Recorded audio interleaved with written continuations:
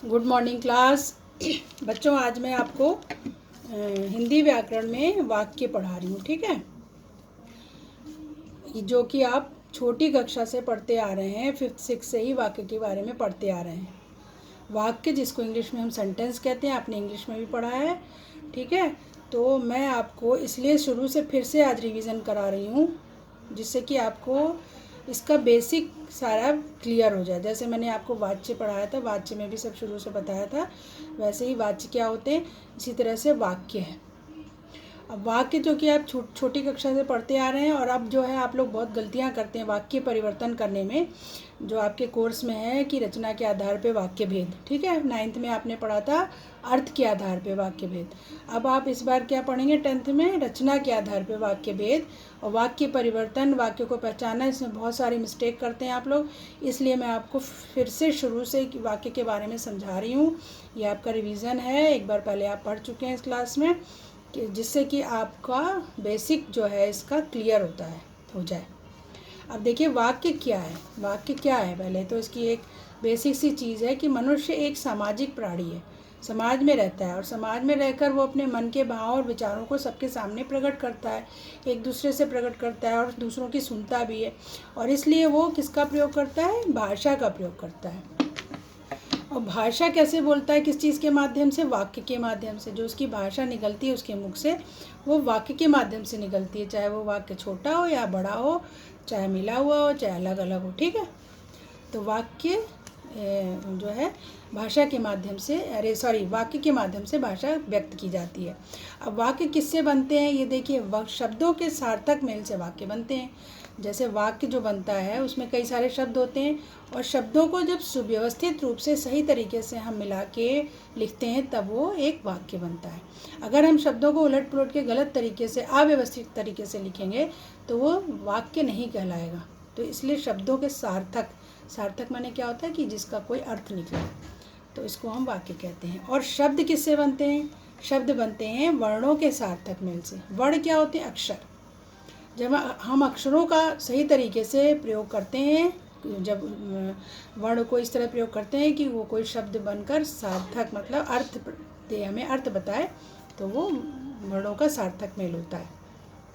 जैसे अब हमने वर्ण क्या होते हैं आपने पढ़ा हुआ है, बहुत शुरू से पढ़ते आ रहे हैं आप छोटी कक्षाओं से।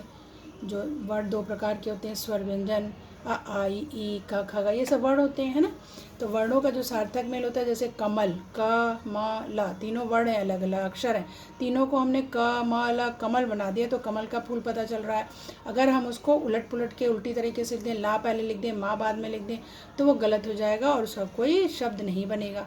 तो इसलिए वर्णों के सार्थक मेल को हम शब्द कहते हैं, और शब्दों के सार्थक मेल को हम वाक्य कहते हैं। जैसे अगर हमने राम जाता है को राम है जाता, या जाता है राम, इस तरह लिखा, तो वो सही वाक्य नहीं होगा। इसलिए हम शब्दों का सार्थक मेल करेंगे, सही तरीके से उसको लिखेंगे, तब हमारा वाक्य बनता है। इस प्रकार वर्णों के सार्थक मेल को शब्द, और शब्दों के सार्थक और व्यवस्थित मेल को वाक्य कहते हैं। अब आता है वाक्य के अंग। वाक्य के अंग 2 प्रकार के होते हैं। ठीक, वाक्य की जो संरचना के आधार पे उसके 2 भाग होते हैं, वाक्य के किए जाते हैं। पहला उद्देश्य, दूसरा विधेय, जो आपने इंग्लिश में भी पढ़ा है। पहला सब्जेक्ट और दूसरा प्रेडिकेट। ठीक, उद्देश्य को सब्जेक्ट कहते हैं, विधेय को प्रेडिकेट। अब उद्देश्य क्या होता है ये आपको याद होना चाहिए, पहले आप पढ़ चुके हैं छोटी कक्षाओं में। वाक्य में जिसके विषय में बात हो रही हो उसे उद्देश्य कहते हैं। जब हम वाक्य लिखते हैं तो उसमें जो कर्ता होता है, कर्ता क्रिया सब लगती है उसमें, तो जो कर्ता होता है, जो मेन व्यक्ति होता है, जो काम कर रहा होता है, तो और जिसके विषय में वो बात हो रही हो, तो वो उद्देश्य होता है। जैसे उदाहरण से देखिए, राम सो रहा है। अब यहाँ किसके विषय में बात हो रही है, राम के विषय में। राम कर्ता है, राम मेन व्यक्ति है, वो उसके सोने की बात हो रही है, तो राम उद्देश्य है, और जो सो रहा है वो विधेय हो जाएगा। इसी तरह सैनिक देश की रक्षा करते हैं, तो यहाँ सैनिक लोगों के रक्षा करने की बात हो रही है, तो सैनिक यहाँ करता है और उद्देश्य हो जाएगा। ठीक, अब आता है विधेय। विधेय में क्या होता है, वाक्य में उद्देश्य के बारे में जो भी कहा जाए वो विधेय होता है। यानी जो उद्देश्य है, जैसे इसमें राम और सैनिक, इसके बारे में यहाँ कहा जा रहा है, सो रहा है। राम के बारे में कहा जा रहा है कि वो सो रहा है, सैनिक के बारे में कहा जा रहा है कि देश की रक्षा करते हैं। तो ये जो हिस्सा बचता है वाक्य का उद्देश्य के अलावा, वो हमारा क्या होता है, वो हमारा विधेय होता है। समझ में आया। अब आपका आता है, देखिए इसके उदाहरण भी देख लीजिए आप। करण खेल रहा है, तो करण तो आपको उद्देश्य हो गया, खेल रहा जो बचा है वाक्य का दूसरा हिस्सा वो विधेय है। चित्रकार चित्र बनाता है, तो चित्रकार उद्देश्य है और इस दूसरा हिस्सा विधेय है। तो इस तरह से विधेय होता है, ये आपको पता हो गया, याद आ गया होगा या याद भी होगा आप लोग को। वाक्य के भेद आते हैं। अब वाक्य के भेद यानी वाक्य के प्रकार कितने तरह के होते हैं, तो 2 प्रकार के होते हैं वाक्य, अर्थ के आधार पे और रचना के आधार पे। अर्थ के आधार पे जो है आपने 9th में पढ़ा हुआ है, ठीक है। अर्थ के आधार का मैं बता देती हूँ कौन कौन से प्रकार होते हैं। 8 तरह के होते हैं वाक्य अर्थ के आधार पे, जो आपने 9th में पढ़ा है। विधानवाचक, विधानवाचक क्या होते हैं, साधारण वाक्य होते हैं जिसमें एक क्रिया, एक कर्ता या एक उद्देश्य और एक विधेय होता है, जो भी आपने पढ़ा है वो होता है। निषेधवाचक वाक्य होता है, उसमें जो निगेटिव सेंटेंस जिसको इंग्लिश में कहते हैं, जिसमें नहीं का प्रयोग होता है, मैं नहीं जा रही, मैं नहीं खा रही, तो वो निषेधवाचक हो गया। निषेध माने होता है मना करना, नहीं नहीं। प्रश्नवाचक में प्रश्न का प्रयोग होता है, जैसे तुम कहाँ जा रहे हो, प्रश्न पूछने पर प्रश्नवाचक वाक्य बनता है, उसमें क्वेश्चन मार्क का यूज़ होता है। इच्छावाचक वाक्य, जहाँ हम अपनी इच्छा प्रकट कर रहे हो किसी के साथ, किसी के ऊपर, जैसे हमने किसी को बोला कि ईश्वर करे कि तुम बहुत अच्छे नंबरों से पास हो जाओ, तो हम अपनी इच्छा उसको बता रहे हैं ना, कि भगवान से हम इच्छा कर रहे हैं, तो ये प्रश्न, ये इच्छावाचक वाक्य हो गया। आज्ञावाचक में हम आज्ञा देते हैं, जैसे तुम यहाँ मत बैठो, तो हमने आज्ञा दी है किसी को, तो वो आज्ञावाचक है। संदेहवाचक में क्या है, जब हमें ये नहीं पता होता कि कोई जो घटना हो रही है, जो बात हो रही है, वो सच हो रही है या नहीं हो रही है, कन्फर्म नहीं होती है। जैसे अगर हमने कहा शायद आज वर्षा होगी, तो शायद लगाने से क्या हो गया, संदेह पता चल रहा है।